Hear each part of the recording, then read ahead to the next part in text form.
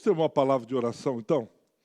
Pai, nós agradecemos ao Senhor em nome de Jesus pela vida, pela oportunidade que temos de estarmos juntos, podendo compartilhar das coisas ligadas, concernentes ao reino de Deus, discernindo o reino dos homens. Queremos, de alguma maneira, lendo e entendendo os céus, compreender as coisas aqui da terra. Que o Senhor nos ajude, nos dê graça, nos anime, nos encoraje, nos incentive, a fim de que possamos ser melhores cidadãos do céu e, com isso, sendo cidadãos da terra. Nos ajuda, em nome de Jesus. Amém. Amém. Meus irmãos, hoje nós começamos o ciclo Vida e uma vez nós vamos ter no início do semestre, no final de semana, um tema chamado Temas Contemporâneos. Nós vamos estar convidando um irmão, uma irmã da área, né, que fale acerca de temas contemporâneos. Por exemplo, hoje nós vamos falar de religião e política. É alguma coisa que está aí pulsando, é alguma coisa aí que está todo mundo falando, é alguma coisa que hoje quem lê o jornal, de novo, outra matéria de evangélicos, pesquisa sobre evangélicos, ambos os candidatos usando as esposas para entrarem, para absorver ou chamar a atenção dos evangélicos. Então, nós somos notícias hoje. Somos notícias. E há muitos anos atrás eu relutaria, de não, isso aqui não é para falar e tal, não é esse tema, mas nós precisamos entender um pouco as coisas que acontecem na terra, discernindo a partir do céu. Precisamos conversar essas coisas. Por exemplo, quando os primeiros missionários chegaram na América do Norte, chamados Pilgrims, ou pais peregrinos, você tinha os cultos, terminando os cultos, acabava o culto, eles reuniam no mesmo templo para discutir as questões ligadas à cidade. Como vai ser feito a questão da violência, era discutido após o culto. Então, nós perdemos isso. Eu vou falar um pouco. Eu me converti num tempo e numa igreja que a igreja não poderia, o crente deveria ser apolítico. Eu defendi isso. Não, era novo convertido, não tinha ninguém que explicasse. E não, política é coisa do diabo. Era assim, política é coisa do diabo. Quem entra na política é carnal. Mas a gente vai crescendo, vai amadurecendo.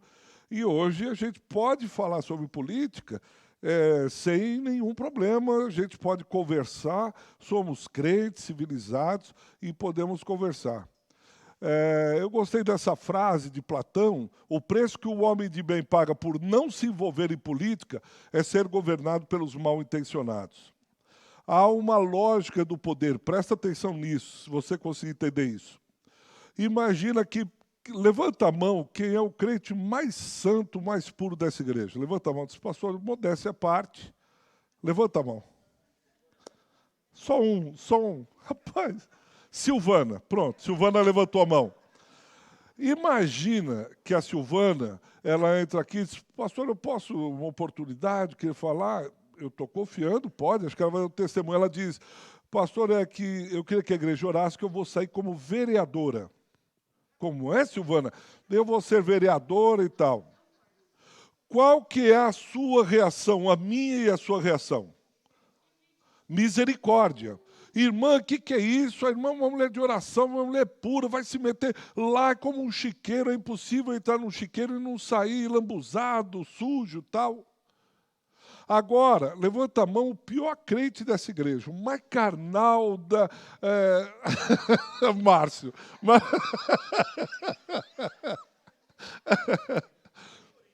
Olha, o Márcio. Aí ele deve para o pessoal na igreja, ele vem de carro quebrado, ele promete coisa e não cumpre. Aí o Márcio fala, ó, pastor, eu queria falar. Aí o Márcio vai falar, olha, eu queria ser político, todo mundo. Esse cara está no lugar certo. Márcio, vai porque a política é a tua cara. Veja a armadilha. Quando um santo, um cara honesto quer entrar, nós mesmos tiramos. Essa é uma lógica perversa do poder. E aí o outro que é bandido, a gente te empurra. É isso mesmo, vai lá que é o teu canto. Deveria ser o contrário. Quando um cara sério, justo, honesto quer entrar na política, nós deveríamos ser os primeiros, nós deveríamos destacar os melhores cristãos chamados por Deus para estar na política. E os piores, a gente tira, diz, não, cara, não vai para lá não, você não tem condições, você não vai ser luz lá, você não consegue ser luz nem na tua casa, nem na vizinhança, você tem que sair. É o que o Platão está falando. Quando o cidadão de bem se afasta, eu não vou para aquele antro, aquele covil, aquele... Ah, legal, você está abrindo espaço, oportunidade para que o mal entre. E aí o mal se apodera e depois a gente fica reclamando. Ah, porque a gente não fala de política, nós não incentivamos os nossos meninos e meninas, crianças, a entrarem na política. Porque a política é coisa do diabo. Tá bom, então você vai entrar, deixar o filho do perverso. Você percebe por que a gente precisa estar falando nisso? Para quebrar essa lógica do poder. Nesse tema aqui, não se trata de fazer da aula um palanque político. Eu não, enquanto eu estiver vivo, entender assim, a igreja não é plataforma política, não é palanque para ninguém.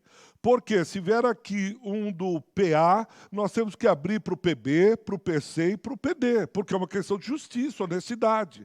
Não, vamos chamar no púlpito somente aquele que vai ajudar a igreja. Está errado, completamente errado, fora de propósito. Segundo, não é propagar uma ideologia política. Ah, já sei, o pastor vai falar desse partido ou daquela ideologia. Não, não, absolutamente. Não é um tratado sobre política partidária. A intenção dessa aula não é política partidária. Ah, a eleição, o pastor vai fazer, votar nesse, como a gente está vendo por aí. Não é um ato de apoio político. Ah, nós estamos dando essa aula porque no final vou chamar, eu fui pregar o mês passado como chama de pastores quando eles reúnem associação? Não. Conselho. Conselho de pastores. Aí eu fui, preguei, passou por umas questões delicadas lá, e eu sento, acabo, o pastor serve a ceia, e no final disse, queríamos chamar nossos candidatos aqui. Eu disse, candidato? Será que é a diaconia, presbitério, pastorado? Aí era o governador, um deputado federal, um deputado estadual e o pastor, o presidente do conselho. Esse aqui é o meu voto é para ele. Eu fiquei olhando para o pastor assim, ele me olhou, porque eu tinha falado contra isso. Eu não sabia. Então eu falei, caí no Marapuca. Mas ele foi. Então não é um ato de apoio político, não é uma tentativa de fazer com que mude seu voto. Ó, pessoal, tem um candidato aqui que vai ajudar a igreja, é um vereador, então, depois dessa aula, ele vai estar lá distribuindo santinho. Não é isso. Qual que é o objetivo? Primeiro, dar uma visão histórica do assunto, dessa questão de política. Por exemplo, crente não entra tal. Na década de 40, você teve o Guaraci Silveira, foi o primeiro deputado federal evangélico, Guaraci Silveira. Nós tivemos o Café Filho, década de 50, presidente da República, ainda apoiado por João Goulart, que o pessoal falava que era de esquerda, caiu depois do golpe. E você tem o Café Filho, que era um evangélico. Ele era do Nordeste, de Natal, da Igreja Presbiteriana Independente. Você tem, por exemplo, vocês já são mais velhos, conheceram, o Ernesto Geisel. Ernesto Geisel era luterano. Então, primeiro, nós precisamos de um presidente evangélico. Já tivemos dois. Governador, já tivemos. No Rio de Janeiro, nós tivemos Antônio Garotinho, tivemos prefeita Benedita da Silva, tivemos Rosinha Garotinho. Já tivemos governador. Ah, não, mas já tivemos. Qual é o problema? Deputado federal e tal.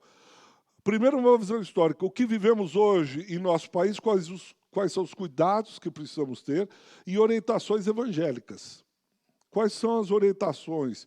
Se a gente conseguir chegar lá, senão eu quero passar para todos o decálogo evangélico. 10 orientações quanto à coisa. Qual é a questão principal? Você tem aqui o Estado, que é uma instituição, a política, e aqui você tem religião. Aristóteles fala que o homem é um animal político, então você não pode se dizer apolítico, ou seja, não político.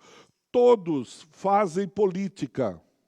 Só que essa política é no campo do Estado. Então você tem uma instituição.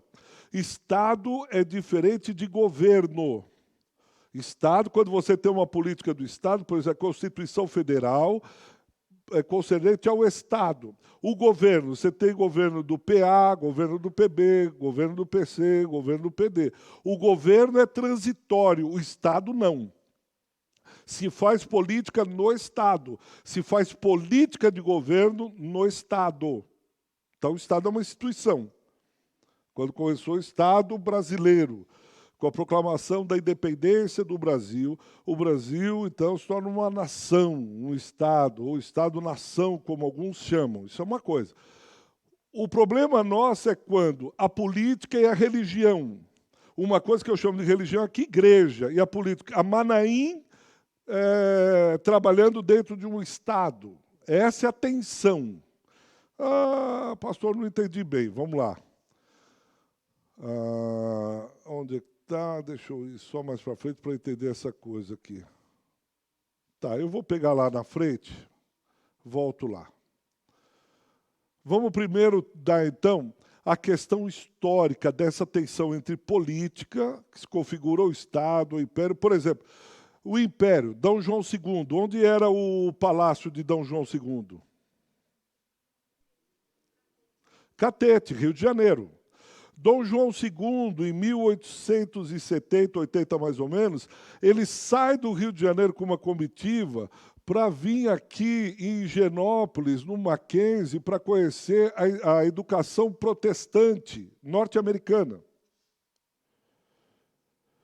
É o Estado, representado agora pelo Império. Lembra que o Brasil era o Império português. Ele sai lá para visitar. Dom João, um dos maiores imperadores que nós tivemos. Deus permitisse que continuasse a monarquia com Dom João II. Na área cultural, na hora ele revolucionou o Rio de Janeiro, revolucionou o Brasil. Pouco se fala dele, mas Dom João II foi fantástico. Ele tão cabeça aberta, que ele veio aqui em São Paulo para conhecer a educação dos protestantes. Era a Mrs. Chamberlain e o marido, o senhor Mr. Chamberlain, que começaram. Por exemplo, os protestantes chegaram no Brasil, em 1870, quando eles fundaram aqui o Mackenzie, ele começa com a Mrs. Chamberlain, vê umas crianças assim, um menino, umas meninas brincando. E ela perguntou, por que eles não estão estudando? Aí alguém disse, não tem colégio para pobres, só a elite que estudava fora e tudo. Aí ela disse, mas não pode. Ela era protestante. Isso não é do espírito católico, mas é do espírito protestante que veio com a reforma. Ao lado de uma igreja, uma escola. Porque você precisa dar educação para todos para que eles possam ler o livro. Aí ela reúne na sala dela as crianças, assim que começou o Mackenzie. Começou assim o Mackenzie. Então, é o primeiro colégio, eu estou falando de educação protestante, a juntar meninos e meninas, porque os católicos punham menina de um lado e menino de outro. O pessoal ficou abismado. Mas como menino e menina estudam juntos? Que absurdo é isso? Como que esses protestantes estão ensinando os pobres a estudarem? Esse era o espírito protestante. Isso tem a ver com política de Estado. Martinho Lutero, quando ele proclama a reforma, ele é o primeiro reformador, o segundo reformador vem com Calvino e outros, chamada Segunda Reforma. A primeira reforma, a primeira coisa que se faz, Lutero, são escolas. A escola pública veio com os protestantes, no século XVII. Século XVI, desculpa. 1531. A reforma protestante traz a escola e a educação e diz, os pobres têm que estudarem. Aí vem uns cabecinha que não conhece a história, quando vai, aquele que está falando de educação para pobre, esse cara é de esquerda. Do que você está falando? Isso é uma pauta protestante, é uma política de Estado. Aí chegaram para o Lutero e disseram, mas não tem professor para todo mundo. Ele diz que o sacerdote saia do púlpito e durante a semana vai ensinar as crianças a ler e escrever. Lutero orienta isso. Não tem professor? O que os pastores estão fazendo? Vão para as escolas, e escola gratuita. É protestante, não tinha. Só estudavam os ricos das escolas de elite promovidas pelos sacerdotes católicos. O Lutero disse, de jeito nenhum. Calvino, Zwinglio, que são reformadores, vão nessa. Então, isso é uma herança protestante. É cutucar o Estado para que todos tenham uma boa escola, uma boa educação, a fim de que sejam cidadãos. Isso é protestante. Entrei no protestantismo, reforma do século XVI. Como a reforma protestante diz, nós precisamos voltar às origens, à igreja primitiva, porque a igreja tinha se desviado, vendendo indulgências. O próprio Papa tem uma dívida grande com banqueiros judeus na Europa. E aí ele precisa pagar esses banqueiros porque os banqueiros estão pressionando o Papa, Leão XIII. O que o Papa faz? O Papa vai e negocia com o filho de um banqueiro judeu uma parte da igreja, para que ele fosse bispo em uma determinada região em troca das dívidas que ele contraiu para construir a Capela Sistina. Vocês que vão muito para a Itália, vocês vão ver a Capela Sistina, pintada por Michelangelo, aquilo custou muito dinheiro. O Papa financiou, não tinha dinheiro para pagar. As indulgências foi por causa das dívidas que o papado romano contraiu. Por isso começa aí, quando vem a reforma protestante do século XVI, o que é que ela faz? Nós precisamos, de alguma maneira, voltar às origens da igreja, a igreja chamada igreja primitiva. Tá bom, mas como fica política e Estado, se a igreja primitiva era uma seita? A igreja primitiva era perseguida pelo Estado. Então nós vamos ter pelo menos 3 situações com os protestantes, na reforma protestante, nessa relação política e Estado. Primeiro, a reforma chamada reforma radical, que são os anabatistas. Daí que vieram os batistas? Não é certo. Os batistas têm pelo menos 3 histórias do seu começo. Se você conversar com 2 batistas, você tem 3 opiniões acerca da onde eles vieram. Eles não se entendem. Tem um livro chamado Rastros de Sangue, que tentou escrever a história dos batistas e não conseguiram. Mas tem os anabatistas aí. Os anabatistas, eles eram radicais. Ele diz, igreja e Estado não se mistura. Igreja de um lado, Estado do outro, não se conversam, não se falam. Tanto que os anabatistas foram perseguidos por Lutero. Tem uma passagem dura de Lutero que ele manda matar os camponeses, que eram anabatistas, que não queriam mistura com o Estado. Os anabatistas eram radicais, por isso reforma radical. Diz, política, religião, Estado, esquece. Mas, ainda eles, tem um batista inglês do século XVII, que sejam hereges, turcos, judeus ou o que for, não compete ao governo puni-los. Ou seja, não se metem na política, e a política não se mete na igreja.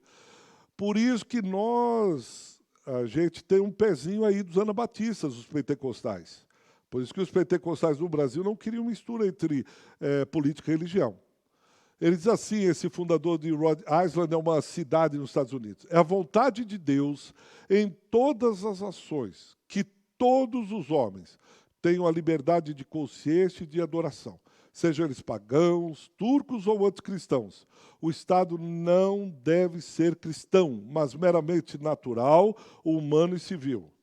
Veja a posição dos anabatistas. O Estado pode ter macumbeiro, o Estado pode ter seixonoye, o Estado pode ter espírita, cristão.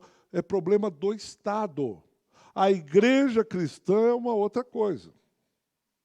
Não se mistura. Os reformadores radicais criam assim. Tanto que esse fundador, que é um peregrino, um pai peregrino, não dos puritanos, mas ele vem e fala exatamente isso. A visão cristã do Estado é que o Estado não deve ser cristão.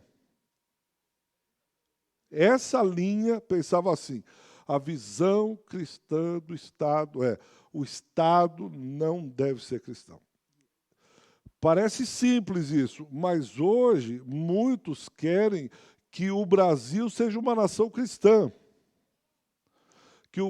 Quando diz ação cristã, não é a sociedade civil, Você tem sociedade civil e Estado, sociedade política. Ele diz, nós temos que ter cristãos no Estado, presidente cristão, governador cristão, prefeito. Havia um bordão que agora perdeu sua força. Irmão vota em... Lembram-se disso ou não?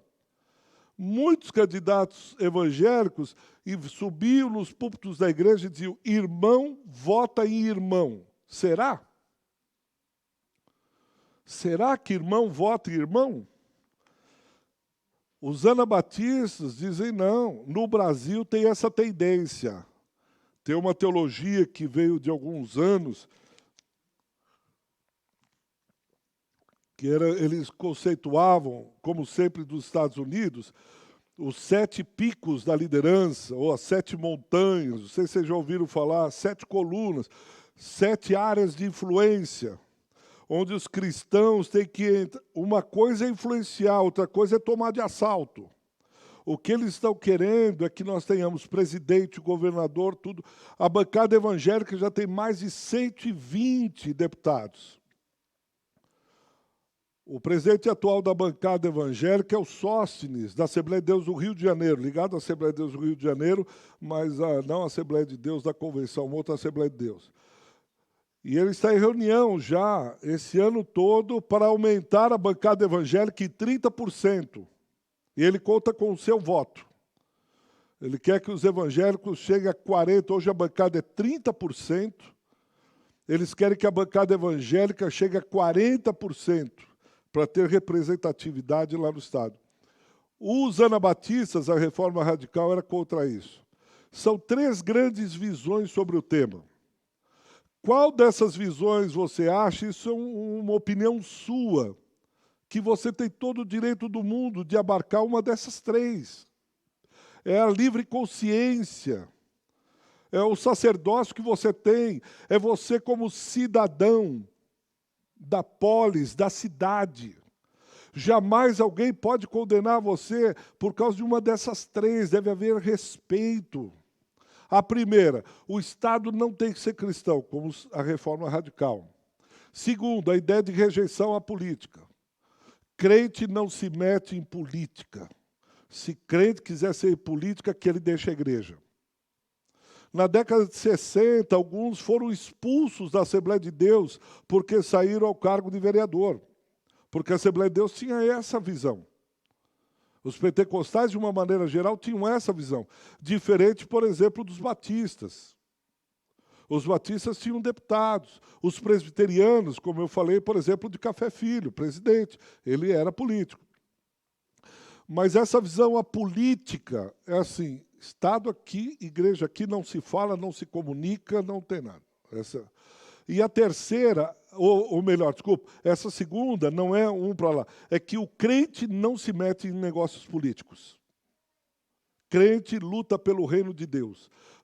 Crente só vê essa questão política é para os homens, é carnal, Deus vai acabar com tudo.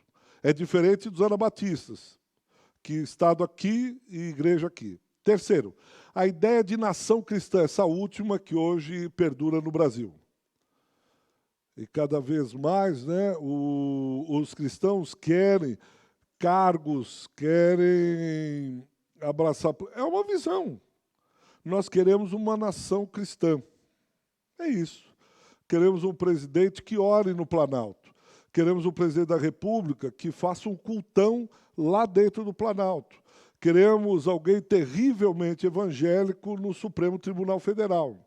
É a visão de hoje. É a visão de grande parte da igreja. Vamos em frente. Mais uma vez, você deve ser respeitado naquilo que você entende. Nós podemos discutir sobre isso, conversar, dizer, eu não concordo com essa visão. Você diz, e eu não concordo com essa. Mas nós temos algo maior que nos liga, que é o reino de Deus, é a irmandade em Cristo. Mas você tem uma opinião diferente da minha. E daí? Eu acho absurdo a sua ideia, mas são ideias, não é nada pessoal. Por que eu estou frisando isso? Vai para as redes sociais e fala alguma coisa política. Só entre irmãos. Você vai ver a briga que vai dar. Vai ver, não, você é do demônio, isso é um falso pastor. É uma ideia que ele tem. Qual é o problema? Para a cidade, ponto. Só para vocês terem uma ideia, mais ou menos ao redor do mundo, né? Você tem um Estado religioso, como no Irã. O Irã, ou você é de religião, você não sobe do Estado. Estado e religião é uma coisa só, né? Estados como a religião estabelecida, como a Inglaterra. Você tem lá a religião anglicana, os anglicanos, Catedral de Westminster. Você tem o Estado chamado laicidade passiva, ou plural, ou seja, a neutralidade estatal e permitindo visibilidade pública da religião, como os Estados Unidos. Os Estados Unidos, com a era Trump, estava dando uma guinada. Eles formaram, na década de 80 para 90, um partido chamado Majority Moral, algo assim, a moralidade majoritária. E os americanos têm essa ideia, né, de conspiração o tempo todo. Então, eles criaram um partido, ainda Jesse Jackson era um dos pastores que encabeçavam, para que tivessem forte atuação dentro do Estado como lobistas. E daí você tem a PTL, Praise the Lord, que era uma rede TV, então, para influenciar a política.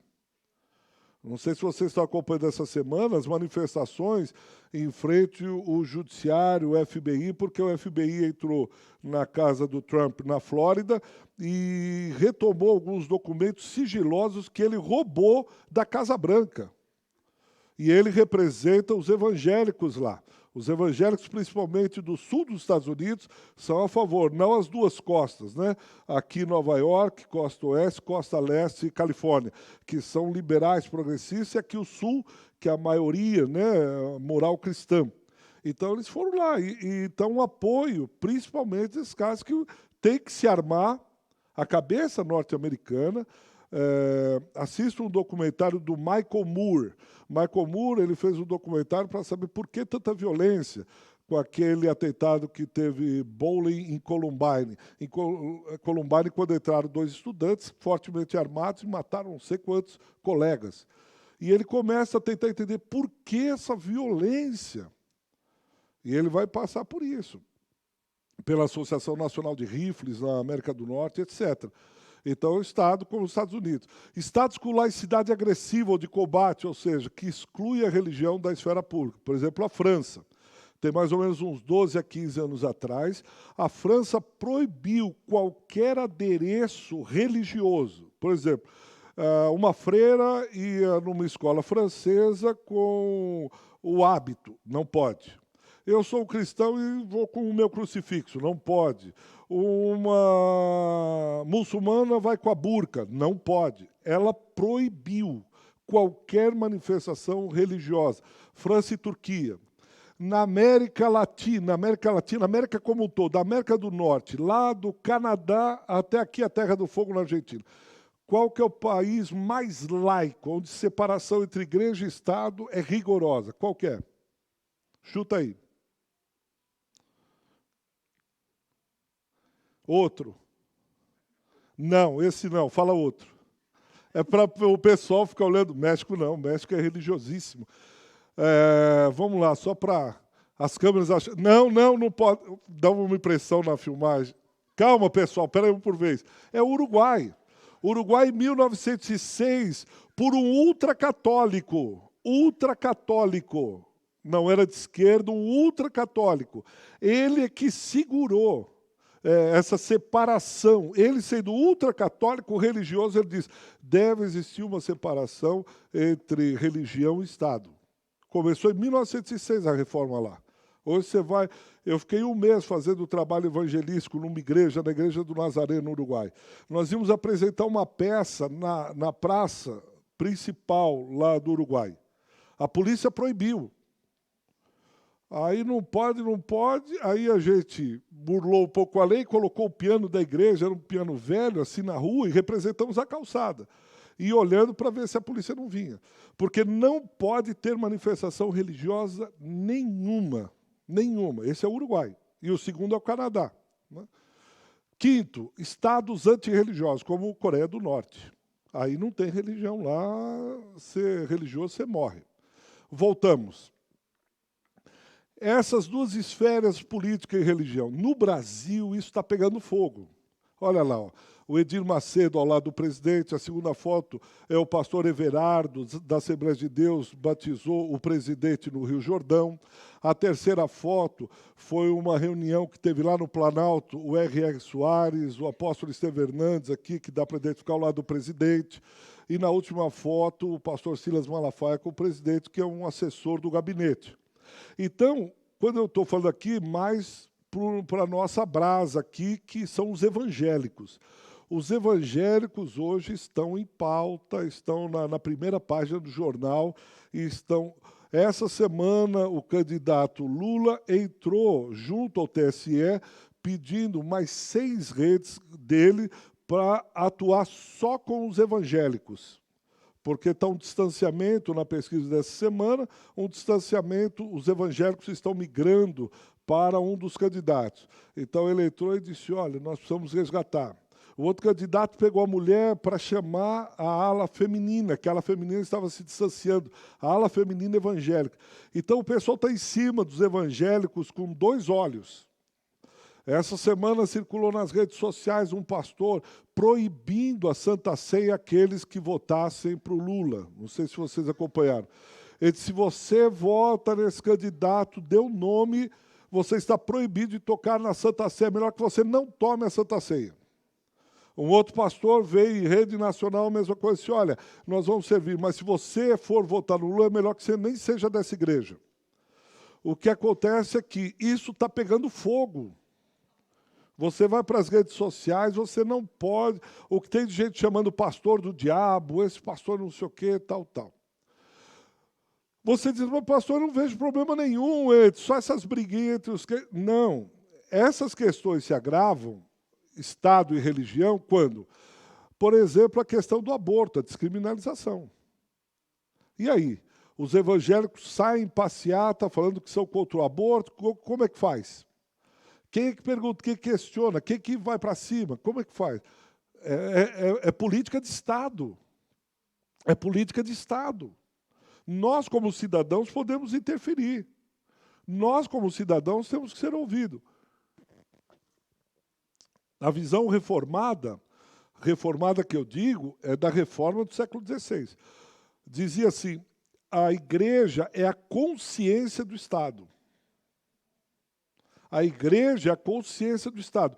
Quando começam a matar crianças, o Estado, não sei quantos leram o jornal hoje, hoje saiu uma pesquisa, a cada 3 brasileiros, 1 foi abusado. Vou repetir, a cada 3 brasileiros, 1 sofreu abuso na infância ou na adolescência. Isso são aqueles que falam, que relatam. A igreja precisa se levantar porque precisa ter uma política de Estado. Nós temos que ir e cutucar o Estado e dizer o que vocês estão fazendo com relação... Quando a gente for votar, quem é que vai defender as crianças dos abusos e das violências? Nós temos que entrar. Então, vamos fazer uma passeata aqui, bora? Quando? Contra o abuso e a violência sexual. Nós estamos nos manifestando, tentando sensibilizar as autoridades acerca disso. E na hora de votar, aquele cara que não tiver isso na pauta, estamos fora. Você não tem o nosso voto. Segundo, união civil entre pessoas do mesmo sexo. Política de Estado. Adoção de crianças por casais homoafetivos. Ah, está na lei. Está na lei, então vamos lutar com isso, vamos brigar por isso, daquilo que a gente entende. Criminalização da homofobia. Então, alguém está numa praça falando, criminalizou, homofóbico, tal. Como é que é isso? Inclusão das cirurgias e readequação sexual pelo SUS. Quem paga o SUS são os nossos impostos. Eu peguei uma discussão com um doutor lá em Direito. E aí ele falando, vocês, religiosos e tal, que não deixa a questão da readequação, homofóbicos e tal. Eu disse, espera um pouquinho. Como cidadão, eu tenho direito a voto. Não, você está querendo proibir o meu direito de votar no candidato que eu entendo ser o melhor ou o pior? Você quer induzir o meu voto agora? Mas, olha, independente da religião, vamos lá, como cidadão, eu posso querer isso, eu não acho certo o SUS. É meu dinheiro, é meu imposto. Eu que pago. Agora você vai querer pôr a mão no meu bolso e dizer para onde vai ser dirigido isso? Ele ficou olhando, disse, não, cara, eu posso votar em quem eu quero. Eu sou livre, como cidadão, independente da religião. Então eu não quero que o SUS pague. Por exemplo, Marcha para Jesus, Parada Gay. A Marcha para Jesus, essa semana no Rio, foram mais de 3 milhões, quase 3 milhões de reais destinados à marcha. Quem pegou esse dinheiro do Estado? Isso é imposto. Ah, pastor, não pode falar assim. É imposto meu, é dinheiro meu. Aqui em São Paulo também foram 2 milhões e 800 mil para organizar uma marcha para dizer que Jesus é o Senhor do Brasil. Eu, como cidadão, não como pastor, eu posso falar. Você pode achar certo, não, o Estado tem que financiar isso. Então o Estado tem que financiar a Parada Gay também. Por que financia os crentes e não financia os gays? Qual que é o critério de justiça que você estabelece? Você percebe? Se pagou aqui, tem que pagar aqui. Semana passada, conversando com um pastor, também... Eu te espero um pouquinho. Eu não acho certo ter qualquer manifestação religiosa, ou, por exemplo, um culto dentro do Planalto, sendo que o Planalto é um lugar reservado à política. Você pode ter suas orações e tal, mas como sujeito, cidadão privado. Agora, eu chamar Manaim para ir lá no Palácio do Planalto, aqui no Palácio do Governo, ou na sede da Prefeitura, e a gente fazer um cultão, eu estou abrindo espaço para que um pai de santo, se subir lá um prefeito que é espírita, kardecista ou das religiões afro, ele também tem todo o direito do mundo, porque você fez culto. Por que eu não posso fazer um despacho? Por que você pode e eu não posso? Lembre-se, nós ficamos aqui quase 500 anos debaixo de uma religião, oprimidos. Nós, protestantes, fomos perseguidos pela Igreja Católica nesse país. Os missionários que aqui chegaram não podiam realizar culto a não ser dentro das suas casas. O avô da Vânia se converteu, ele tinha, em Minas Gerais, ele tinha tipo um restaurante, uma pousadinha. Quando ele se converteu em Passos, o padre convocou a cidade e ele ficou, o restaurante dele quebrou, assim, em questão de um mês quebrou. Eles estavam dentro da igreja, o avô dela, não estou falando de 1430, fecharam a igreja, os católicos fecharam, atearam fogo. O avô dela e a avó precisaram fugir, quebrando a janela para fugir de trás. É isso que eu quero para o meu país, por uma outra religião minoritária? Eu não quero. Já você acha que vai precisar do microfone.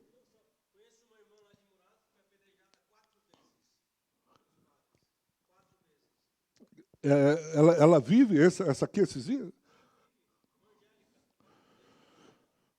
É essa igreja que eu quero, evangélica, perseguindo os terreiros de Umbanda nos morros cariocas? Não, eles não podem, é do demônio. E eu vou apedrejar? Eu falei para o pastor, eu disse, nós fomos perseguidos. Eu não quero um presidente da República conclamando um jejum. Quem conclama jejum e oração é a igreja do Senhor. Nós não precisamos de presidentes, prefeitos, governadores conclamando jejum e oração. Isso é um dever da igreja, a gente já faz isso. Esteja quem for lá da autoridade, nós continuamos orando, jejuando, pregando a palavra. Então, essas questões que acirram a questão. Eu trouxe algumas pesquisas só para vocês verem. Em 2006, se eu não me engano, foi a Pew Research, é um instituto de pesquisa, ele fez com os pentecostais do Brasil. Importância de haver liberdade religiosa, inclusive para outras religiões. 94% dos pentecostais são favoráveis.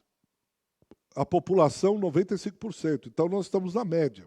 Deve haver separação entre igreja e Estado ou se o país deveria ser oficialmente um país cristão? Os pentecostais são a favor da separação, só 50%.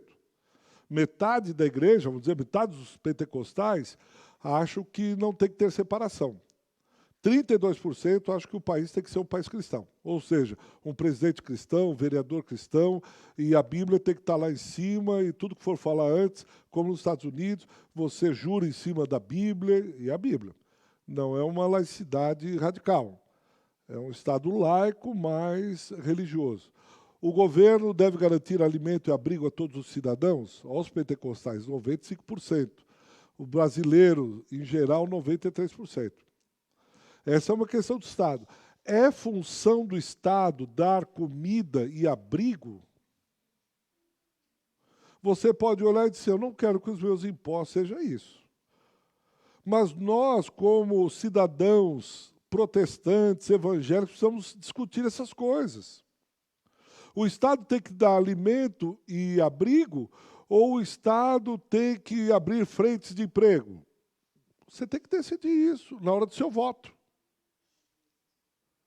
Na hora do seu voto. Abrigo, alimento, assistência social, pertence à igreja ou ao Estado? O Estado tem que ter clínicas de dependência para os dependentes químicos?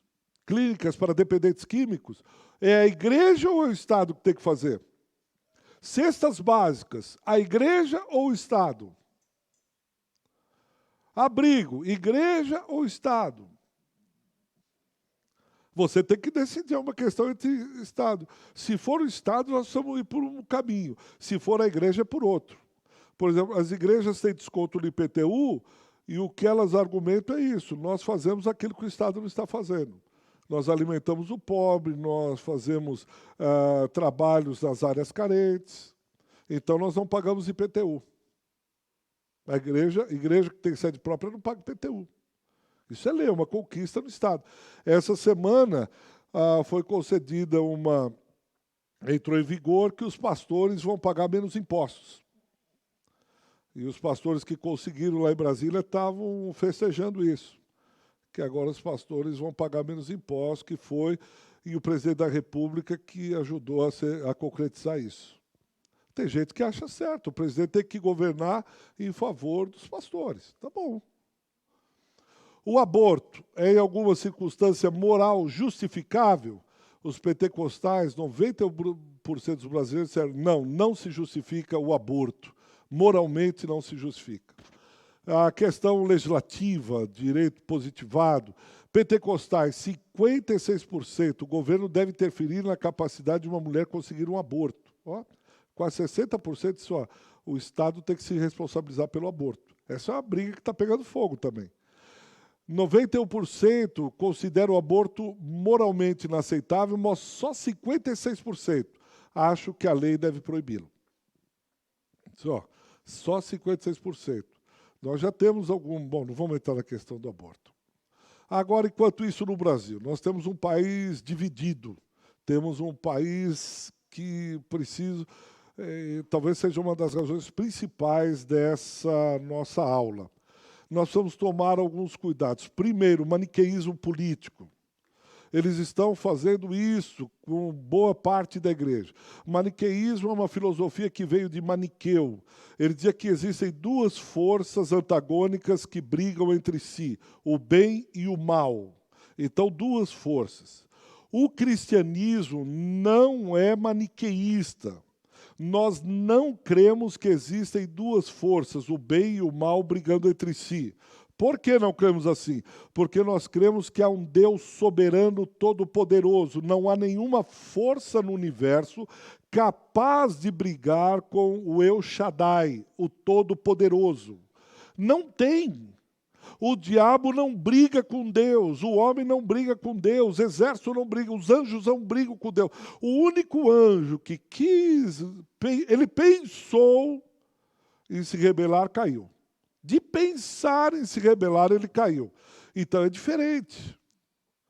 Aí, o que eu quero dizer com isso? Nós vamos para o campo político. Esse candidato é do bem e esse candidato é do mal. Bom, como eu sou cristão, eu vou votar para o candidato do bem ou para o candidato do mal? Para o candidato do bem. Bom, mas Efésios diz que todos pecaram. Todos carecem, todos estão no inferno, todos estão abraçados com o capeta. Todos. Todos. Mas as redes sociais querem induzir, querem colocar essa cilada para que eu e você caia. Um é do bem e o outro é do mal. Quem disse isso? A Bíblia não fala isso. Então, quando você for votar, não pense como uma batalha espiritual. O PA é do bem e o PB é do mal, então eu preciso votar no PA porque é do... Não, todos são do mal. O que você vai tentar compreender é o projeto do partido. Esse partido está em que projeto? Esse partido aqui... O que eles pensam? O que ele pensa acerca do aborto? O que ele pensa da alimentação? O que ele pensa da economia? O que ele pensa da saúde? O que ele pensa da educação? Você elege alguns pontos que para você são prioritários. Olha, saúde e educação para mim é prioridade. Bom, então você vai buscar um partido, um candidato que prioriza. Para mim, a prioridade é o agronegócio. Eu vou procurar aquilo. Para mim, e assim por diante. Então, não existe um maniqueísmo político. É um outro campo de atuação, onde a igreja tem que entrar, analisar, discernir, mas não caia na esparrela de um é do bem e o outro é do mal. Um tem um anjinho falando, o outro tem um demôniozinho falando. Isso não é verdade. Outra coisa, nós temos no Brasil o messianismo. O messianismo é muito forte no Brasil. Tem um livro da Maria Isaura Pereira de Queiroz chamado O Messianismo no Brasil e no Mundo. Você tem, eu não coloquei aqui, mas o sebastianismo, o infante, Dom João, Dom Sebastião é o infante, é o futuro imperador, o imperador regente, ele é ainda novo, e ele sai para combater nas cruzadas os mouros. Bom, mas aí ele nunca mais volta. Você vai encontrar na literatura de cordel, no Nordeste, a volta de Dom Sebastião. É messianismo, à espera de que alguém vai por ordem no Brasil, um homem. Deixa eu contar um caso rápido para vocês. 1985, Jornal Nacional era o jornal de maior audiência no Brasil. Ele gasta 23 minutos falando de um governador das Alagoas que estava caçando os marajás. 1985. Ele era jovem, vinha de família rica, estava contra os corruptos. Ele ia caçar os chamados marajás. Jornal Nacional em 85. Um ilustre desconhecido, mas que agora ele vem, anda de jato, anda de jet ski, faz Cooper e tal, não sei o quê. Em 89, eleito presidente da República. Ele tinha uma das retransmissoras da Rede Globo de televisão nas Alagoas. Era uma das famílias mais ricas de Alagoas. Em 85 começa, em 89 eles elegem. Essa história de um Messias, não tem um homem que vai mudar essa nação, nem esse Estado. É a força de um povo, é a força do povo, é a força da cobrança, é a força do voto, é a força da conscientização. É isso que muda. Se eu, como pastor dessa comunidade, quiser mudar essa igreja, eu não mudo. Se vocês fizerem resistência, eu não mudo, só o poder do Espírito Santo. Ou nós temos que criar aqui bolsões e conscientização, é melhor a mudança, eu tenho que convencer você. Se você entrar nesse messianismo do grande salvador da pátria, a Globo fez até uma novela, o Salvador da Pátria, um homem que mudará a nação, isso é besteira, isso é bobagem. Não se iluda com o Messias que vem, messianismo. Nem Lula, nem Bolsonaro, nem Ciro Gomes, nem Tabet, nem ninguém. Não é um homem. Precisa ter um projeto de governo a longo prazo, com o diálogo. Então não existem os salvadores da pátria. Nós estamos sendo, no Brasil, enganados o tempo todo com os salvadores da pátria. Foi o Collor, aí depois foi impeachmentado. E tantos outros que vieram para salvar. Eu lembro quando o Sarney entra em 85, termina o regime militar em 1984. O Figueiredo passa o bastão Era para assumir o Tancredo Neves, ele morre, assume o José Sarney. Aí o pessoal fiscal do Sarney, eu não sei se você pôs lá, aí no supermercado, não vai aumentar, e vai aumentar, porque agora o Sarney vai acabar com... Agora... E poderia ficar contando histórias e mais histórias. O pai dos pobres, Getúlio Vargas, quando assume na década de 30, ele vem com o mesmo discurso.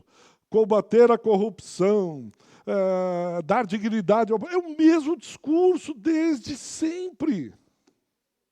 Meu Deus, até quando? Outra coisa, se ouve falar muito de esquerda e de direita.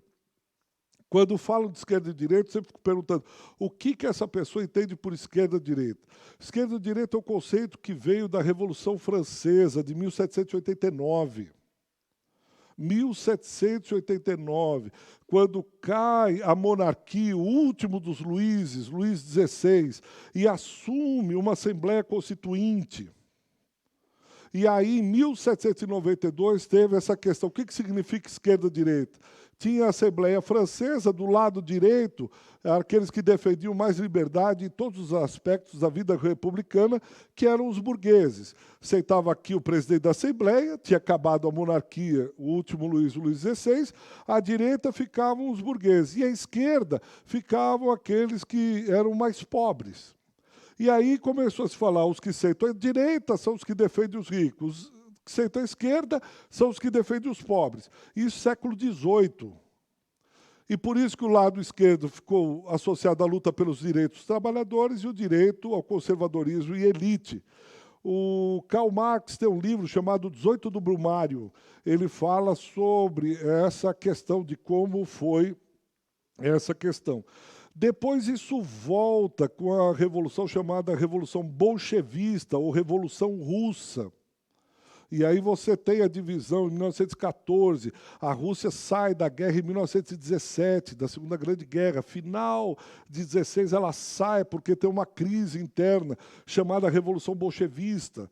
Tem um documentário antiquíssimo chamado Encouraçado Sputnik, onde foi a primeira manifestação que eles saem de um encouraçado, os marinheiros fazem uma revolução, depois explode a Revolução Russa, vocês conhecem o resto. E aí também ficou esquerda o bloco soviético e direita o bloco capitalista ou norte-americano. Eram dois grandes blocos, isso cai em 89 com a queda do Muro de Berlim. Quando o Muro de Berlim cai, aí a Alemanha Oriental, a Alemanha Ocidental se unem, etc. Então, aquilo que a gente entendia de esquerda, direita, não existe mais. Né? Não cabe mais a gente falar sobre isso.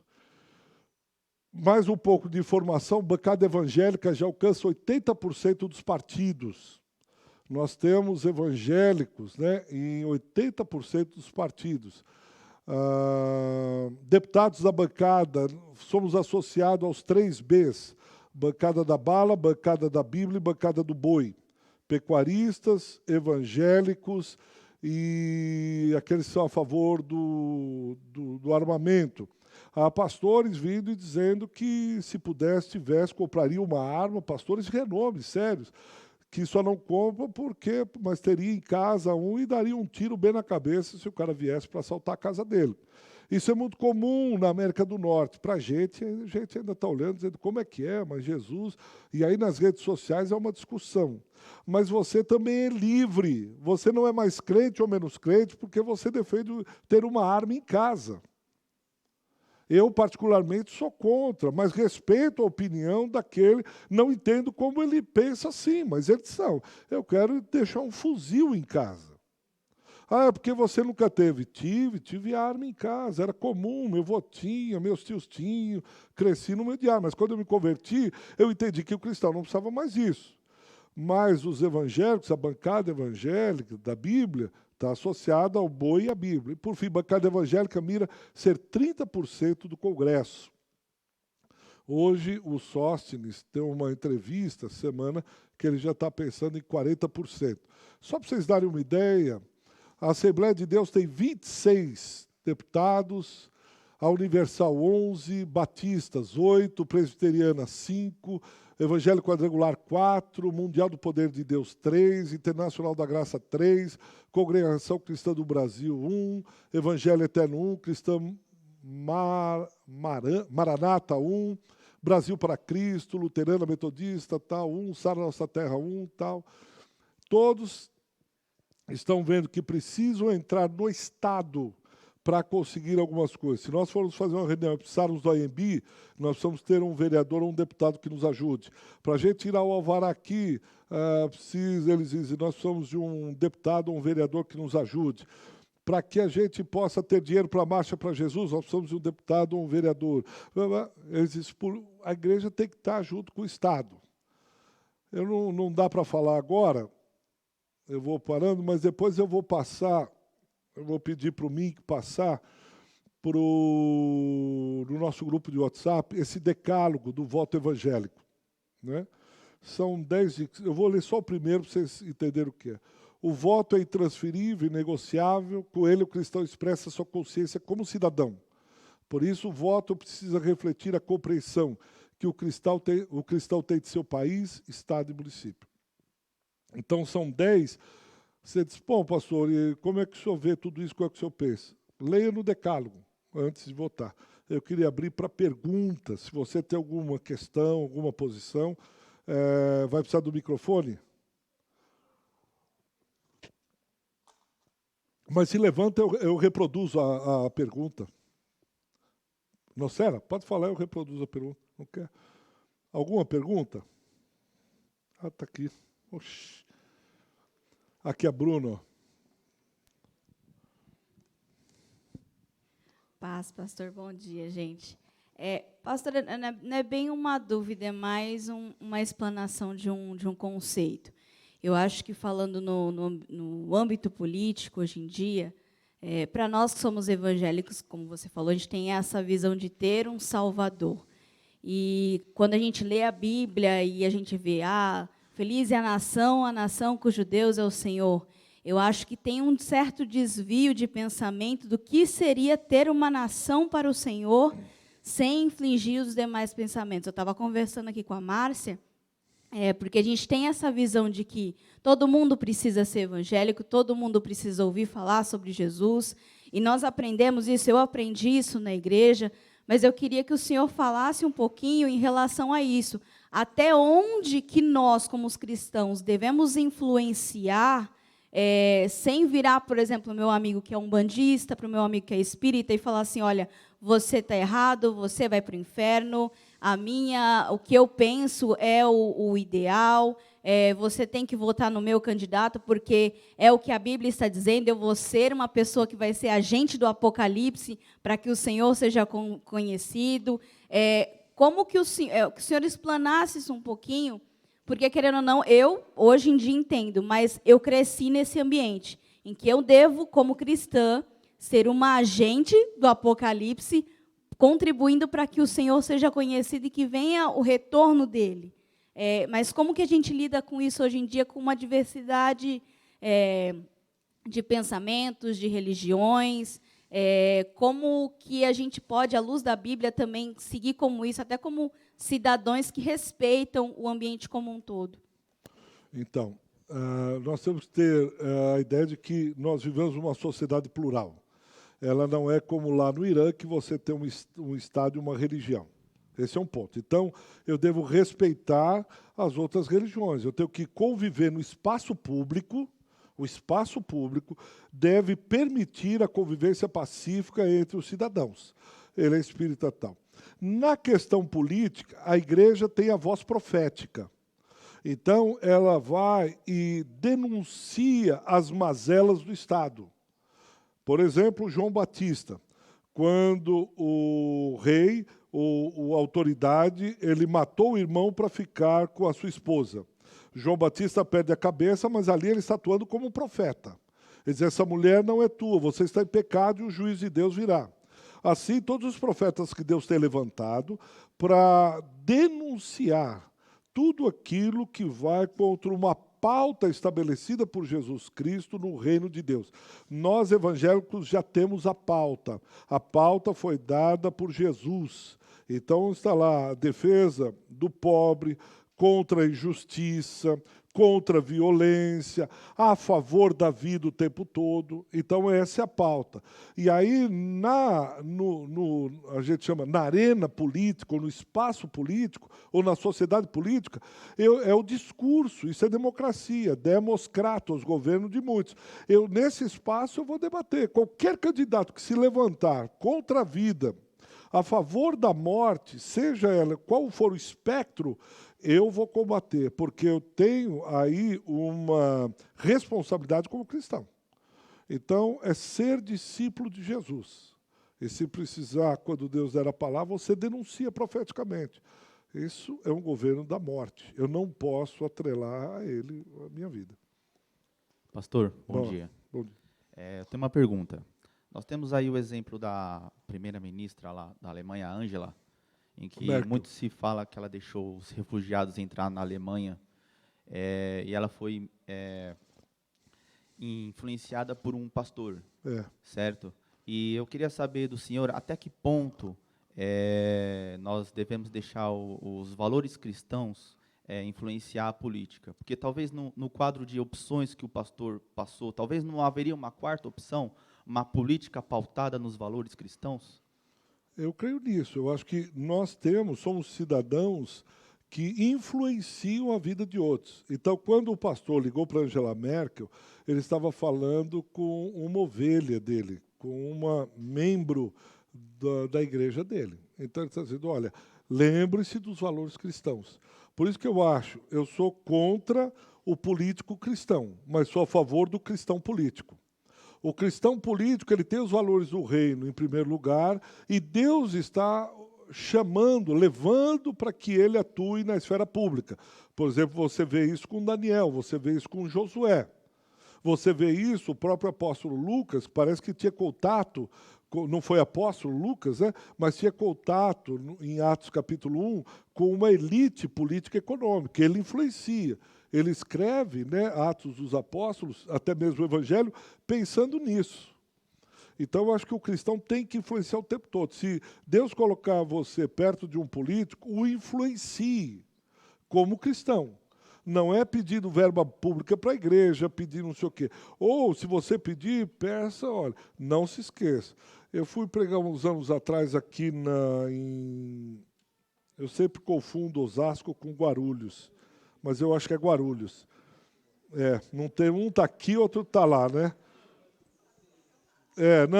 Mas aí tinha lá um prefeito e eu entendi de Deus. Eu chamei, eu vi os pastores lá, um bajulando, outro falando, e eu com muita polidez e respeito à autoridade, eu disse, olha, eu não conheço, mas eu digo para o senhor só fará um bom governo se o senhor defender a causa do pobre, se o senhor for contra a injustiça.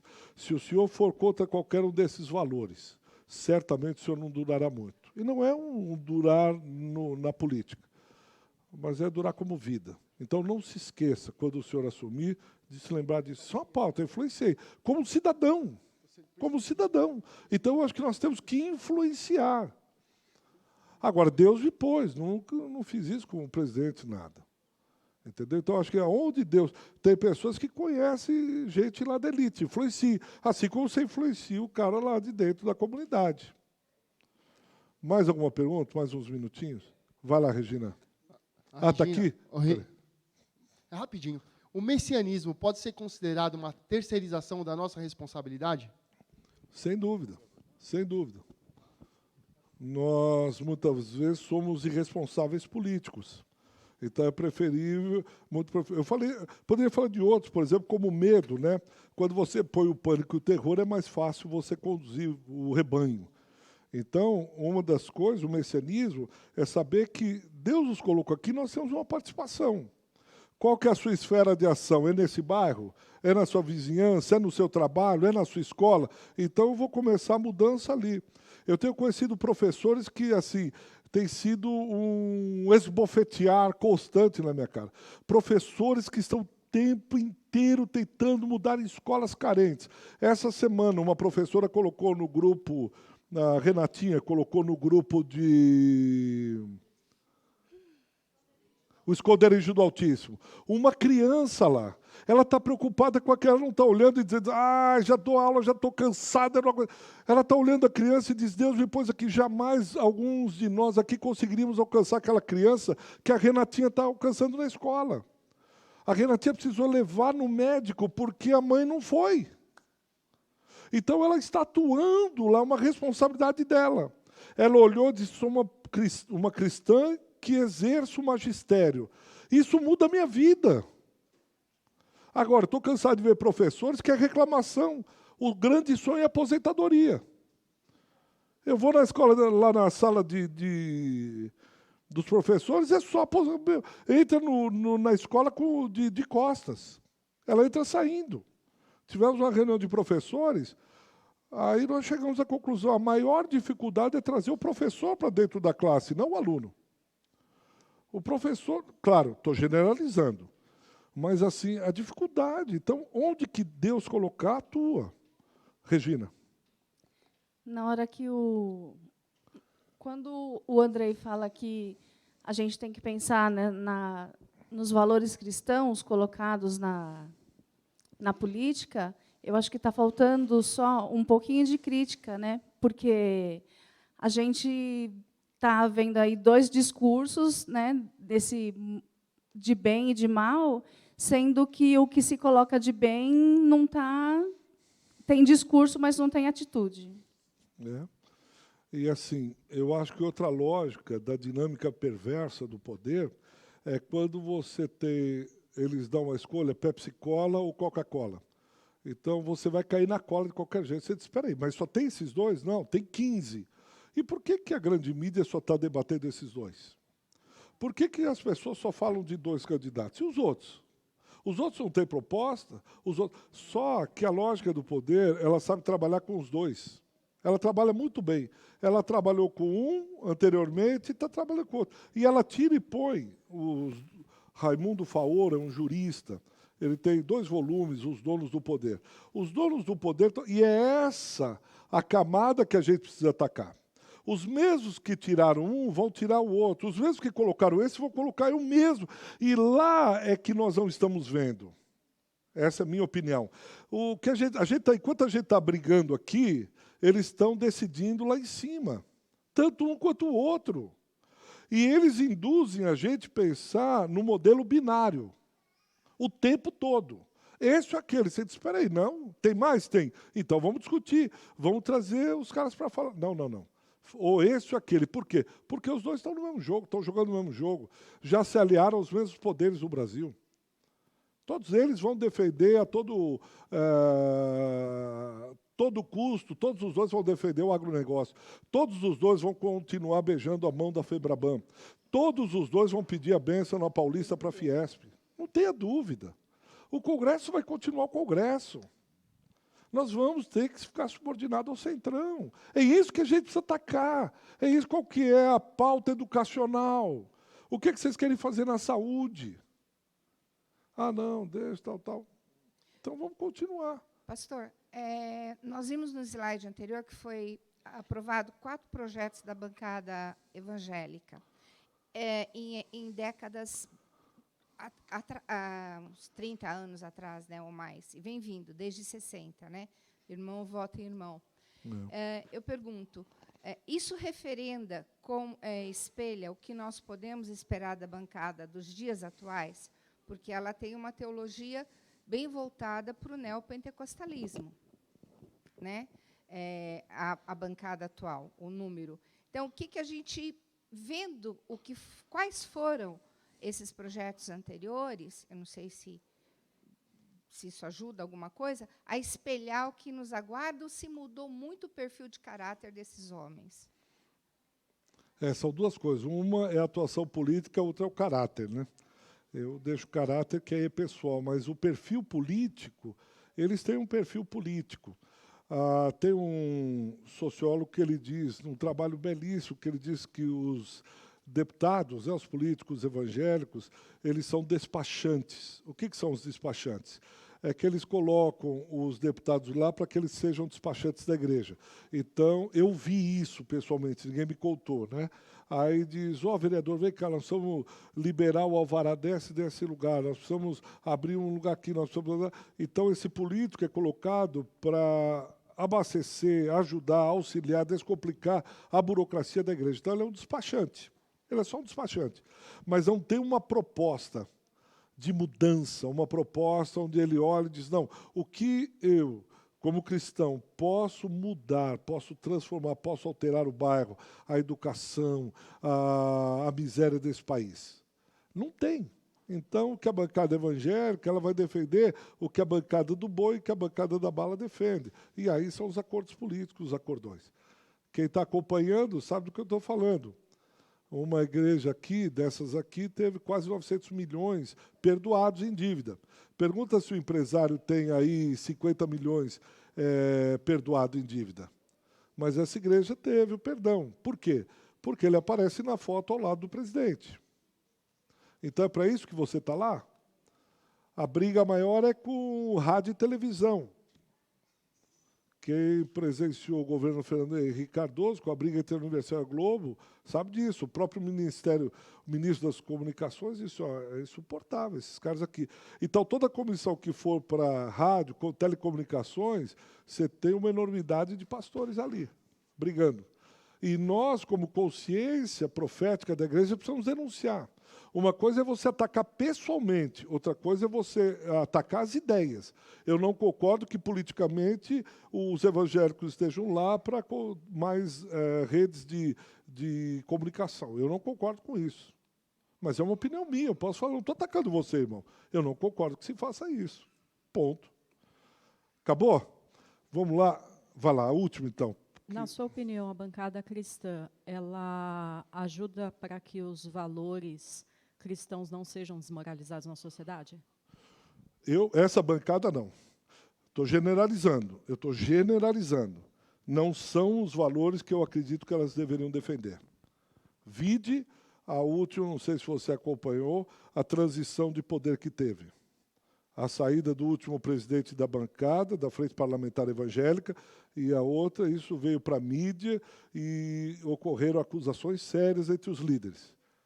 Porque o antigo não queria deixar o atual, que é o Sóstenes, assumir, e aí foi uma briga que entraram bispos da Assembleia de Deus, entraram pastores, disse, você tem um acordo verbal, você não tem a palavra e tal, e quem estava era o Cezinha.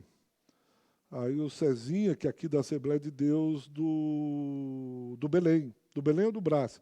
E aí que é um pastor e que ele não queria sair, aí depois teve todo um tempo. Então, isso não é valor. Quais valores? E aí a gente precisaria talvez repensar quais são os valores evangélicos.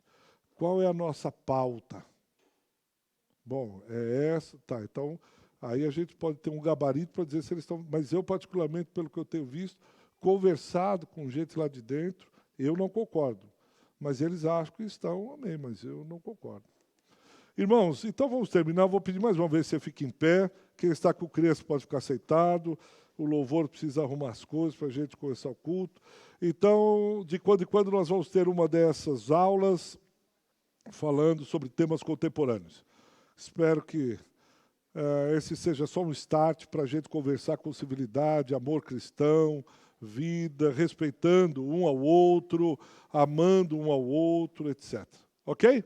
Abaixe sua cabeça, feche seus olhos. Pai, é um tema complexo, espinhoso e parece que muitas vezes fere a alma de alguns irmãos, mas não é essa a nossa intenção. Que o Senhor nos ajude a sermos Igreja de Jesus Cristo nesses dias.